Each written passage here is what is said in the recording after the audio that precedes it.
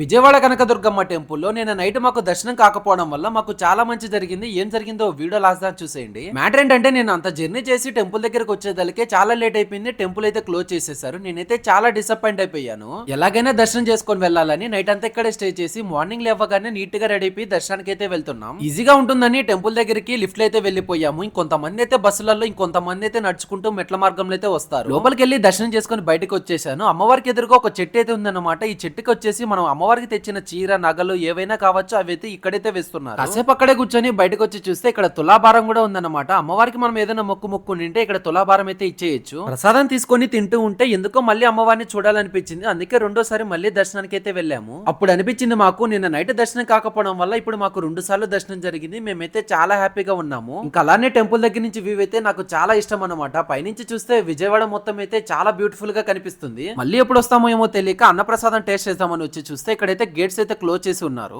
ఇంకా కొద్దిసేపు టైం పట్టొచ్చని మనం తీసుకున్న లడ్డు అలాగే పులిహోర ప్రసాదాలు అయితే నీట్ గా తింటున్నాము. అన్న ప్రసాదాలు పెట్టడం కూడా స్టార్ట్ చేశారన్నమాట. ఇంకా తినేసి ఇంకా ఇంటికైతే బయలుదేరాలి. ఇప్పటికే చాలా లేట్ అయిపోయింది. ఇందాకే తెలిసిన విషయం ఏంటంటే విజయవాడ కనకదుర్గమ్మ టెంపుల్ లో కూడా సేవ్ అయితే చేస్తూ ఉన్నారనమాట. ఇంకెప్పుడైనా నాకు అవకాశం దొరికిందంటే తప్పకుండా వెళ్తాను. సో వీడియో నచ్చితే ఒకసారి లైక్ చేసుకోండి. అలాగే మన ఛానల్ ని సబ్స్క్రైబ్ చేసి పెట్టుకోండి. ఇలాంటి వీడియోస్ వస్తూ ఉంటాయి.